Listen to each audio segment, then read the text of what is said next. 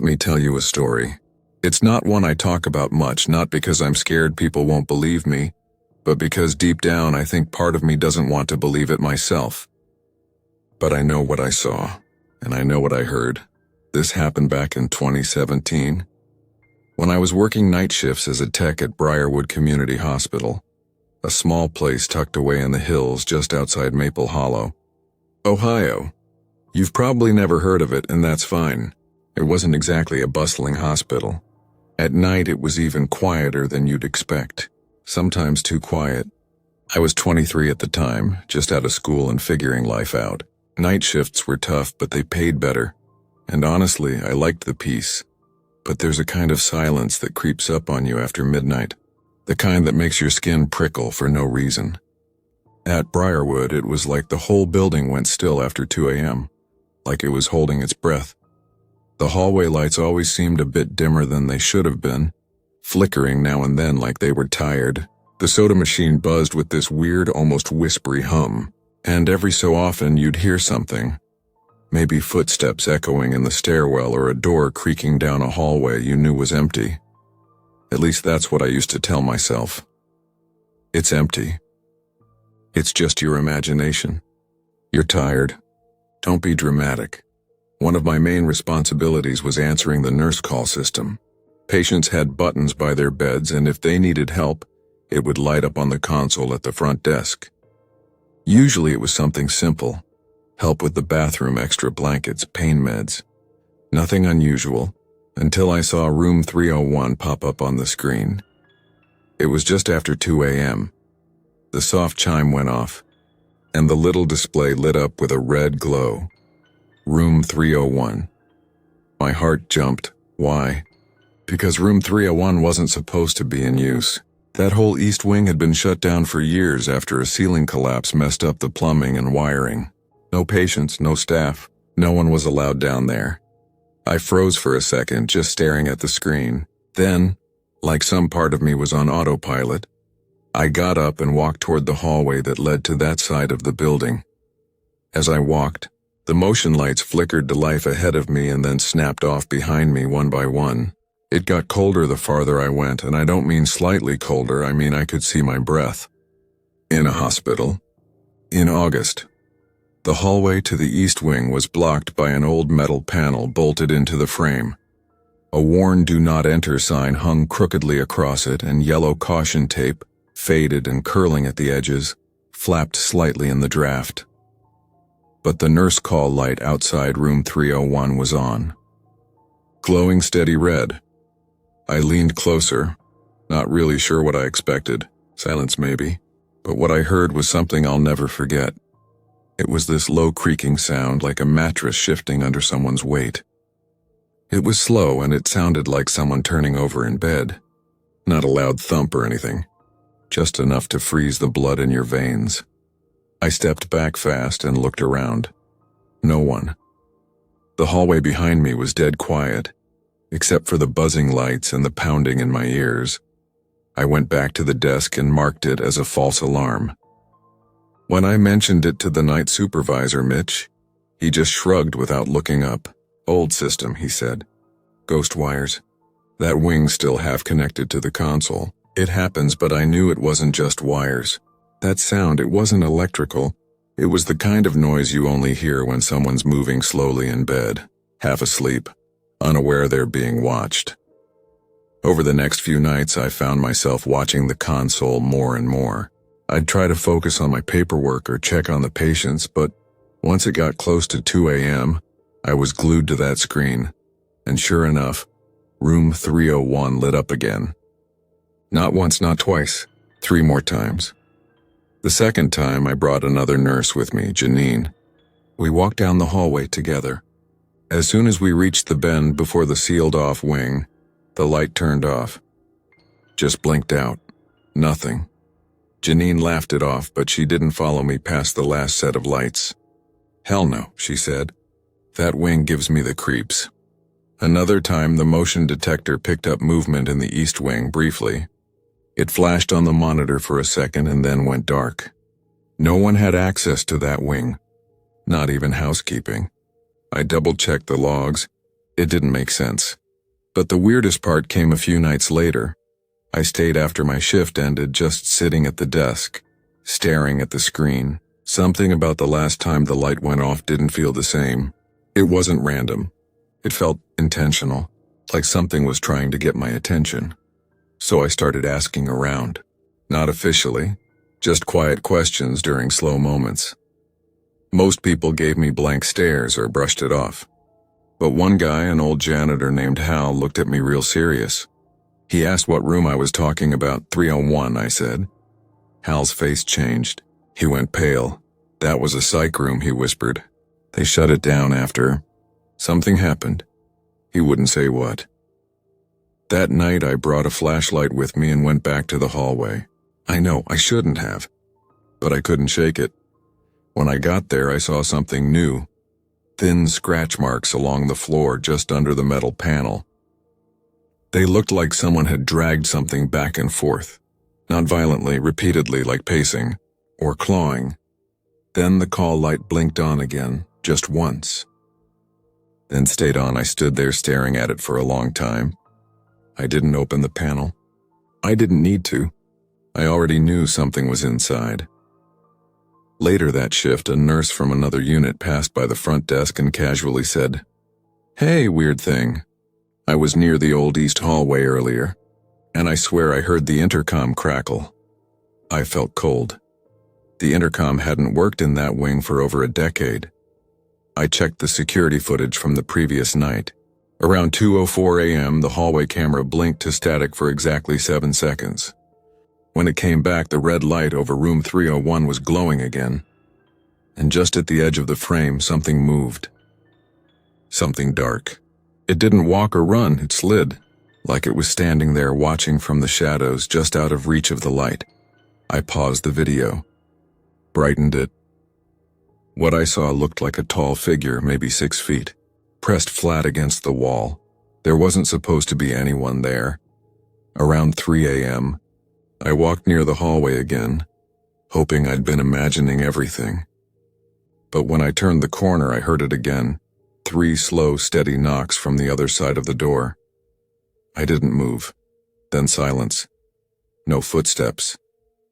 No voices. Just the knocking and then nothing. I must have blacked out or something. Because the next thing I remember, I was back at the desk, breathing heavy and shaking. That night, Hal walked by and muttered, "That room's never been right." Even back when it had a name, he kept walking. The days after that were a blur. I avoided the hallway completely, changed my routes, turned the console screen down low. Still, the call light kept blinking every few nights.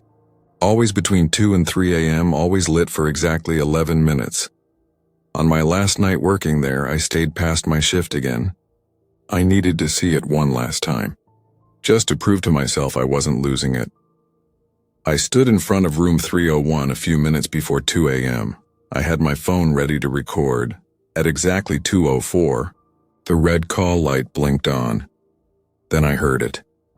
Breathing.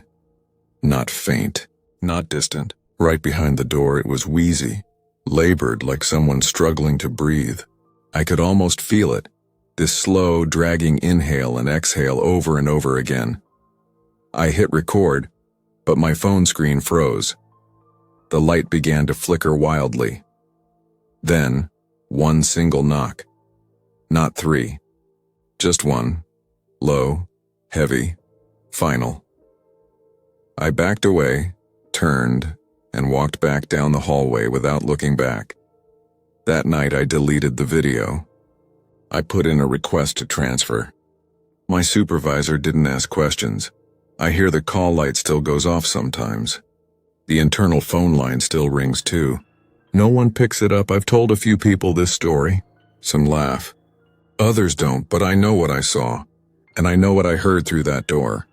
Room 301 was never empty. It's still not. And sometimes when I see a nurse call light blink, I still check the number, just to make sure it's not that one again. I've thought about that night more times than I can count. Sometimes when I'm brushing my teeth or walking home in the dark, it just pops into my head without warning. and every time it does, I get this cold feeling in my chest like something's watching. It started back in 2017. I was living in a small town called Ridgeview, just north of Portland. Pretty quiet place. The kind of town where you always wave at your neighbors even if you don't know their names. My Uncle Ray lived there too, in this assisted living place about 15 minutes from me. He was in his late 70s and had taken a nasty spill down his back porch steps the month before. Broke his hip. Not life-threatening, but serious enough that he needed rehab and round-the-clock care for a while. We were close. He practically raised me when my mom had to work 2 jobs, and he was always the funny one in the family. Loud, opinionated, but never mean. So of course I visited him almost every day after work, just for a little while. I brought him snacks, watched a little TV. The place he was staying at, Maple Hollow Recovery Center, wasn't fancy, but it was clean and the staff were kind. He hated it though. Said hospitals and places like that gave him the creeps. Said people looked too long in places like that. His room was small. It had this old recliner in the corner that looked like it had come with the building, and a narrow window facing the back parking lot. Not much of a view, just a fence and a row of dying trees. But he didn't complain. Most nights we just sat in silence, maybe a little TV murmuring in the background. He'd fall asleep halfway through whatever we were watching and I'd tiptoe out. But one night, everything felt different. It was a Thursday, early December. I remember because the grocery bag I brought had those little chocolate Santas he liked, and I was joking that he better eat them before they melted in the heat. But when I walked into the room, he didn't laugh. Didn't even look at me. He was sitting up straighter than usual, eyes locked on the far corner of the room, over near that old cabinet by the recliner. His lips were moving, but no sound came out. I stood there a second, kinda confused, and asked, "You all right, Ray?" That's when he slowly turned his head, looked me straight in the eyes, and whispered, "She's back." That was it. Just 2 words. No emotion. Like he was stating a fact. I thought maybe he was tired or confused. He didn't have dementia or anything, but sometimes older folks get mixed up at night. But there was something in his eyes. They were wide, too wide, and glassy, like he was staring through me. Not at me. It wasn't confusing. It was fear, real fear. The kind I'd never seen on his face before. I sat down beside him and asked who he meant. He didn't answer. Just kept looking at the corner. I glanced over too, expecting, I don't know, something. But it was just a cabinet, the recliner, and that cheap print of a lighthouse hanging above it. Nothing unusual. Eventually he dozed off, still kind of tense, the TV flickering shadows across his face. I stayed longer than usual that night. Couldn't stop thinking about how strange he'd acted. Before I left, I walked to that corner. I don't know why. Curiosity, maybe. Habit. There was nothing there, just some folded towels on the table and the weird creaky chair. I even moved the chair to see if there was a vent or something behind it. Nothing. Just an empty patch of wall and stale air. I turned off the TV, made sure he was tucked in, and quietly closed the door behind me. But on the drive home, his voice played over and over in my head. She's back. Like he wasn't surprised. Like he'd been expecting her. I barely slept that night. I kept thinking I heard tapping sounds near my bedroom window, even though I lived on the 3rd floor. I told myself it was windy. Just the wind. The next morning, my phone rang at 6:30. It was the center. A nurse told me gently that Ray had passed in his sleep. Peacefully, she said. No signs of distress, just stopped breathing. I sat in the parking lot for almost half an hour before I could go inside. I don't remember much about that walk. The staff were nice, offered their condolences, but my brain wasn't really processing anything. I kept hearing his voice whispering, "She's back." They let me pack up his things. The room looked the same except for one thing. The curtain by the window had been pulled shut all the way. I was almost sure I'd left it half open the night before. Probably just a nurse who wanted privacy after he passed. But then I saw it. Down near the floor, right in front of the curtain, 2 faint black scuff marks. Not like shoe prints exactly, but close. Thin, curved, like someone had been standing there right behind the curtain and shifted their weight. I stared at that curtain for a long time. It didn't move. No breeze, no sound. Just soft morning light bleeding through the fabric. There was nothing there, but I didn't open it. I couldn't. I packed slowly. Took way longer than I needed to. Something about the room felt unsettled. I didn't want to leave, or maybe I didn't want to be alone. Before I left, I asked the nurse who checked on me if Ray had said anything else the night before. She looked a little uneasy and said, just that he wanted the lights on. He asked us twice not to turn them off. That hit me hard because when I left, I turned off the lights to help him sleep. I thought I was doing the right thing.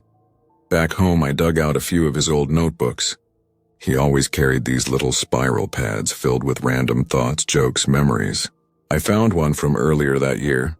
Most of the pages were blank, but on one near the middle he'd written just one line. If she ever comes back, don't speak to her. No date, no explanation, just that. That night my apartment felt colder than usual. I kept hearing soft, slow tapping like fingernails on glass. Not loud, just enough to make me sit up in bed. I got up twice to check the kitchen window. Nothing there. Still, the feeling wouldn't leave. Like I wasn't alone. A few nights later, I started dreaming about the room. Always the same dream. I'd be standing inside it, but the walls were darker. Like the color had been drained out. Everything was quiet, dead quiet. Ray was lying in the bed, eyes open, staring straight at the corner, and then I'd hear it. A soft sound like someone breathing just behind the curtain. I never saw her face, not in the dreams. But I could feel her there, cold, watching. The air would grow heavier, pressing down on me like invisible hands. I'd try to speak, to call out to Ray, but my voice wouldn't work. My feet wouldn't move. Eventually, I started sleeping with the lights on. Then the dream stopped. But something else started. Reflections. In the corner of my TV when it was off. In the microwave door. In windows after dark. Just little glimpses. A flicker of motion that shouldn't have been there. A shape that didn't match mine. One night, just after 3 a.m., I heard 3 knocks. Soft. Rhythmic. On the wall right behind my headboard. I live on the top floor. No one on the other side. I didn't move. I didn't breathe. Just waited, heart pounding. The knocks never came again. But I didn't sleep after that.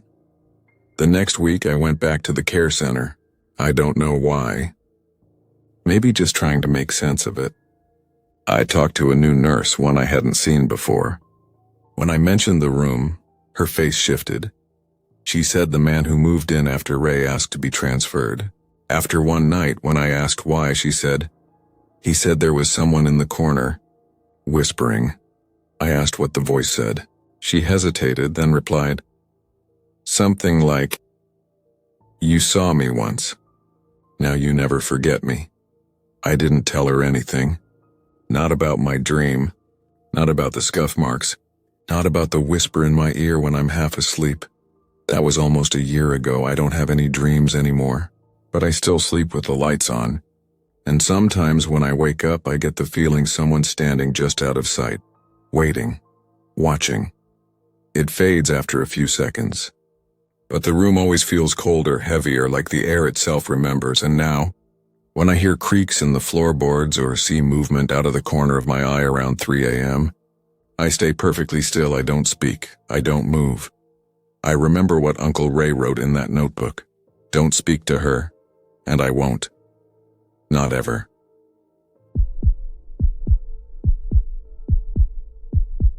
As told by Matt Kessler, former night shift transport worker at Pine Hollow Medical Center, Vermont. Summer of 2007, okay. So I don't usually talk about this. Not because I'm scared someone won't believe me, plenty of people don't. But because once you say something out loud, it kinda makes it feel real again, and I'd rather not feel that. But it's been years now. I don't work at Pine Hollow anymore. Honestly, I don't even live in Vermont anymore. So maybe telling this will help me stop checking over my shoulder every time I push an empty wheelchair. Anyway, this happened back in the summer of 2007.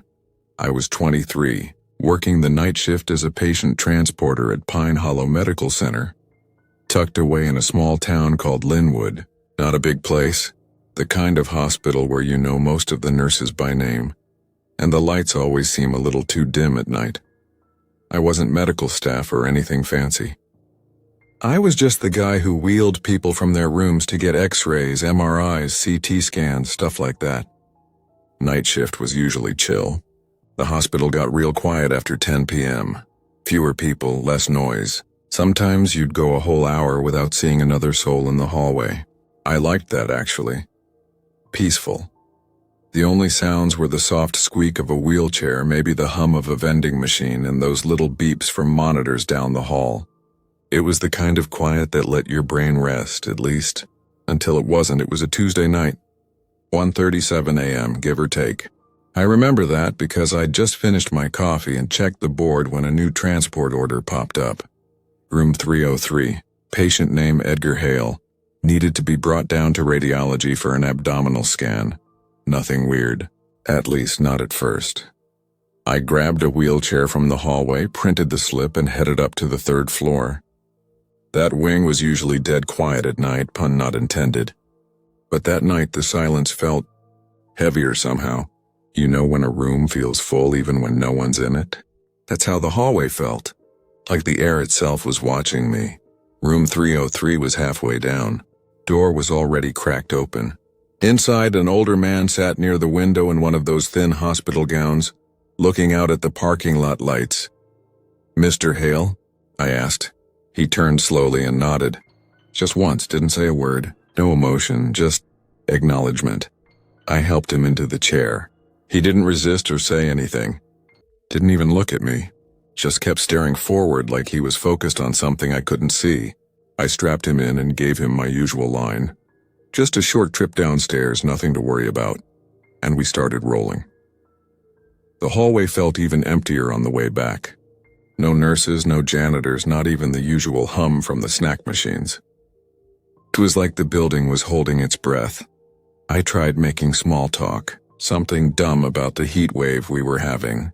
No reaction, not a blink, not even a sigh.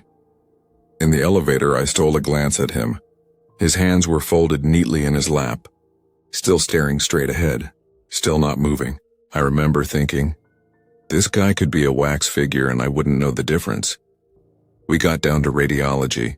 I wheeled him to the prep area like always. The tech on duty, Julia, looked up from her clipboard. "Wow, you're quick.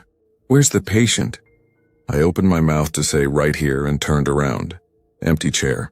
I froze. My stomach dropped like an anchor. No one was standing. No one nearby. Just that empty chair. I blinked hard, rubbed my eyes like an idiot. Looked down the hallway. Nothing. Peeked into the nearby imaging rooms. Nothing. Julia asked again, "Matt? You okay?" And I brought someone down. "Edgar Hale from 303, I said, my voice shaking even though I tried to play it cool. She frowned. "Matt, room 303 has been closed off since spring." No, I said. "I just wheeled him out. I have the slip. Look." I dug into my pocket and pulled out the paper. Room 303, patient Edgar Hale. Time 1:37 a.m. She looked at it for a long second before saying, "That's not one of ours." I stared at the slip. Now that she'd said it, I realized she was right. The logo was a little off. The formatting, the font. It looked official, but something about it was just wrong. Like someone tried to copy our forms from memory and didn't quite nail it. I didn't say anything else. Just wheeled the chair back up to the 3rd floor, trying not to think too hard. Room 303 was dark now. Door shut, no chart, no lights. I knocked even though I knew how stupid that was. I pushed the door open. Empty. No sheets on the bed. No patient smell. Just a faint dusty odor like the room hadn't been touched in months. I stood there staring at the empty space where Edgar had been. My brain was doing somersaults trying to make it make sense. I knew I helped him into that chair. I felt the weight of him the whole way down. That night I asked the nurse on duty, Melissa, I think, about room 303. She gave me a weird look and said, "That room's been empty since February. Some old doctor died in there. No one's touched it since." I asked if the name was Edgar Hale. She blinked. "Yeah, why?" I didn't answer. I went to the logbook. There was no record of the 137 transport. Blank space. But the fake slip was still in my pocket. My initials were on it. I should have stopped thinking about it. Moved on. But I couldn't, because the next week another guy, Eli, who'd been on the job a few months, asked me something weird. "You ever transport someone who just stares? Doesn't talk?" I asked, "Where from?" "Third floor. Room 303. My heart dropped. He described the same thing. Pale old man, gown, hands in lap. Didn't say a word. Just stared the whole way down. Said he wheeled him into the scan room, turned around for half a second, and the chair was empty. No slip. No digital log. That's not normal. We have to document every single transport. I didn't tell Eli what I knew. I didn't want to say it out loud. That would make it real. But after that, the board started showing weird entries. Just room numbers, no names. Always 303, no one assigned. No nurse called it in. Just popped up and disappeared again. A glitch, they said. Probably just the system acting up. Yeah, right, I couldn't stop thinking about Edgar Hale. So I went digging. Turns out he was a radiologist. Used to work in that very hospital back in the 70s and 80s. One of the original staff. Retired after some health issues. Later diagnosed with dementia. He died in that room, 303, almost 4 months before I ever rolled that wheelchair. He'd been seen wandering the halls late at night, wheeling himself into radiology, thinking he still worked there. Refused to let anyone turn the lights off.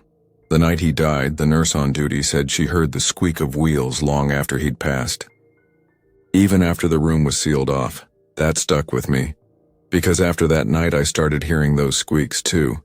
Late at night. Always down some dark hallway. Always when I was alone, I'd open the door to check. Nothing. And yet sometimes I swear I'd see the back of a wheelchair just slipping out of sight around the corner. The final straw. One night there was a leak in the lower level. I stayed late to help mop up. Around 3:15 a.m., I turned the corner toward imaging and stopped cold. A wheelchair sat at the end of the hallway. Facing the wall, no tag, no name, just sitting there like it was waiting for someone. I didn't go near it, just stared for a minute, then left. Didn't clock out, didn't even grab my stuff. I walked out and never came back. A buddy of mine told me later that the chair stayed there for almost a week. Every time they moved it, it ended up right back in that same spot, facing the wall. I've worked in 3 hospitals since then. Nothing like that's ever happened again. But every time I push an empty wheelchair down a long, quiet hallway, I glance back, just to make sure it's still empty, just to make sure I'm really alone.